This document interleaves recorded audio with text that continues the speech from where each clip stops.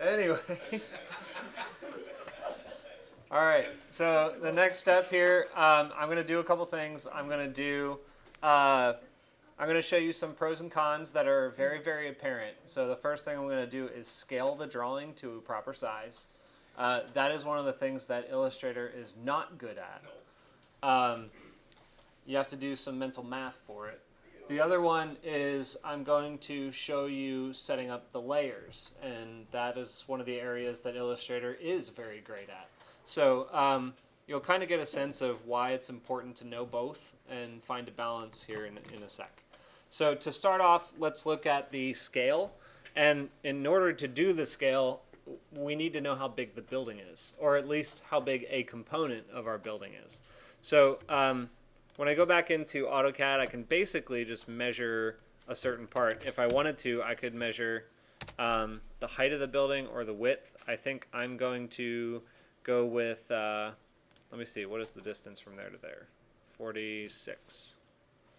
All right, so let's find something that's more real. 20.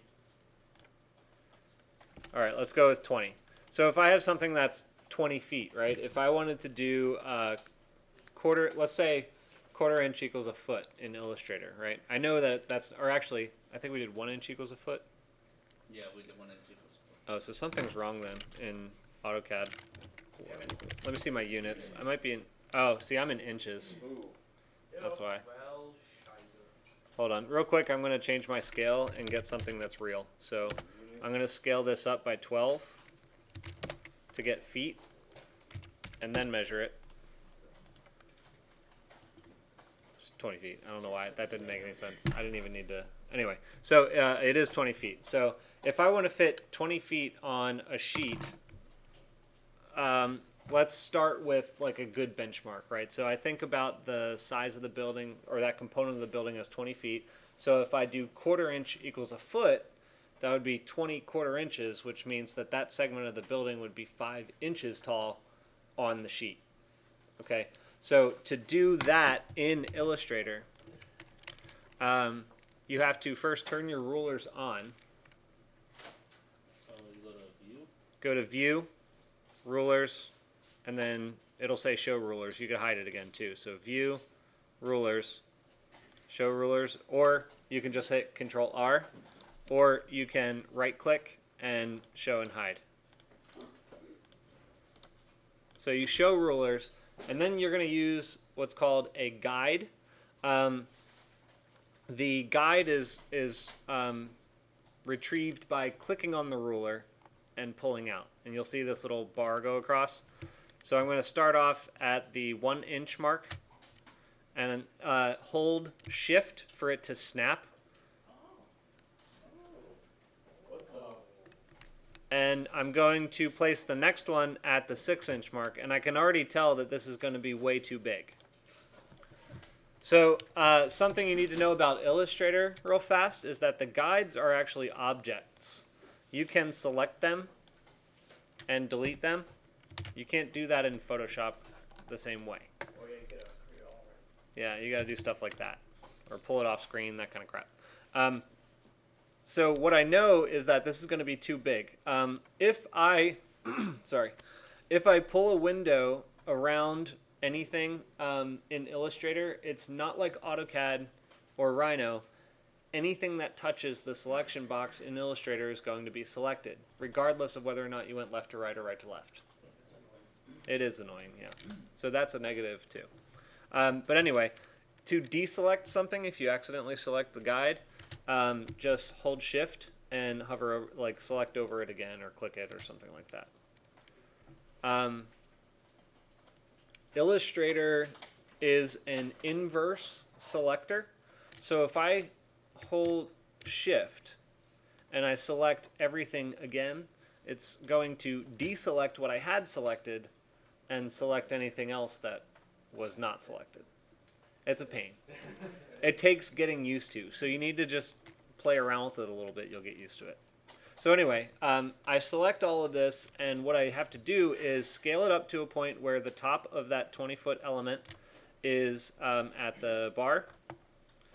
and I am immediately realizing that that is way too big, so I'm not even going to bother scaling it all the way up.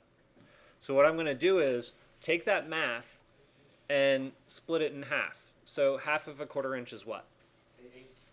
So then the distance at 20 feet on the sheet is, it was 5 inches, so it's going to be what? 2.5 inches, right. So I can pull a guide down, and I go 1, 2.5 right there. And I can get rid of this bottom one.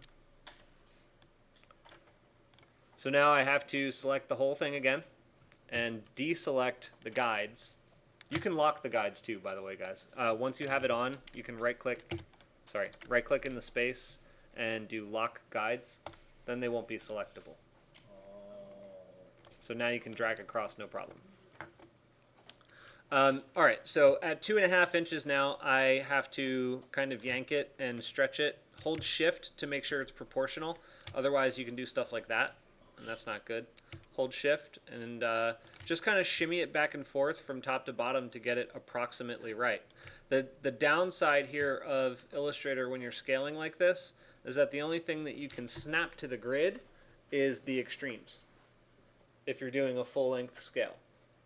So this kind of goes back to the conversation that we were having toward the beginning of class, that these diagrams, these drawings you're doing, they're representative of your building. So while it is necessary and prudent to be as accurate as you possibly can, if you can get a lot of time benefit out of using this software at the cost of a little bit of accuracy, it might be worth it to you. And I say might be because maybe it's not. It depends on the application. Okay, so now we have it approximately sized to 1/8 inch equals a foot. And does that fit on the page?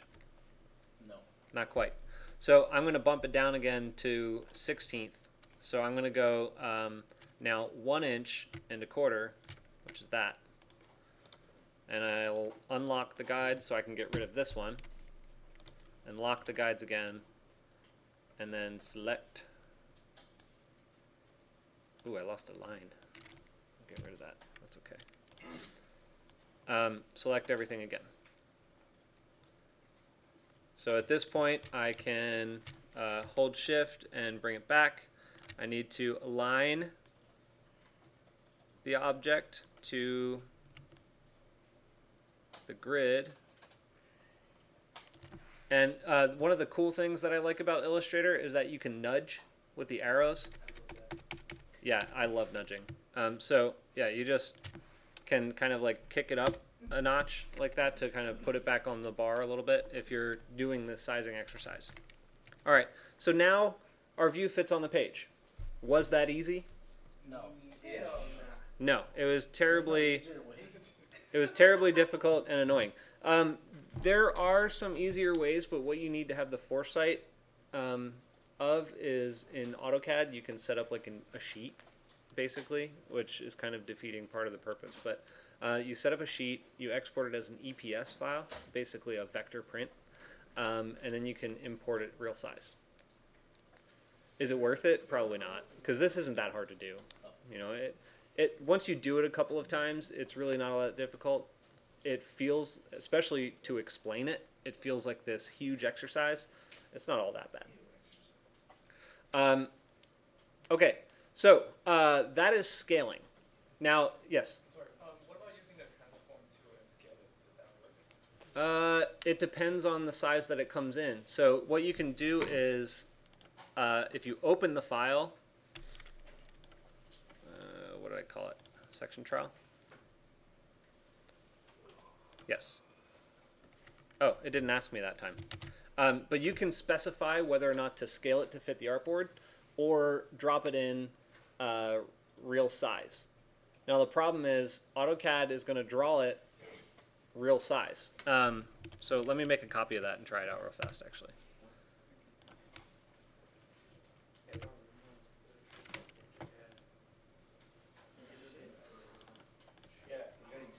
So, section trial, paste, copy. All right. So in Illustrator, I'm going to open the copy of that. So let's see, shadow trial, not shadow trial, section trial, copy.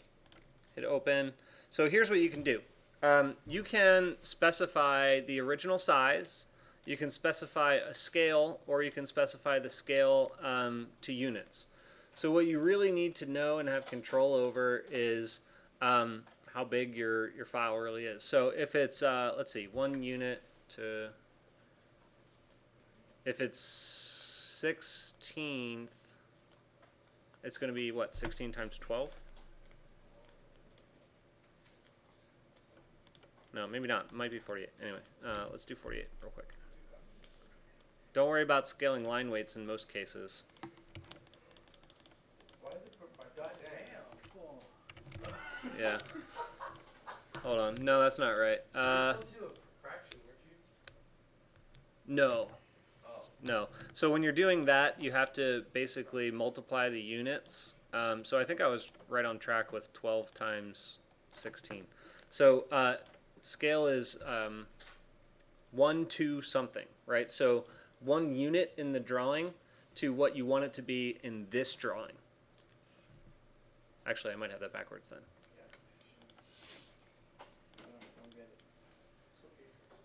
So, hold on.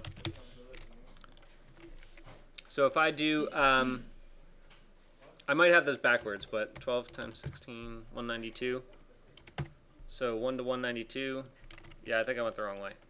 You're right, it's a fraction. I'm thinking in AutoCAD terms.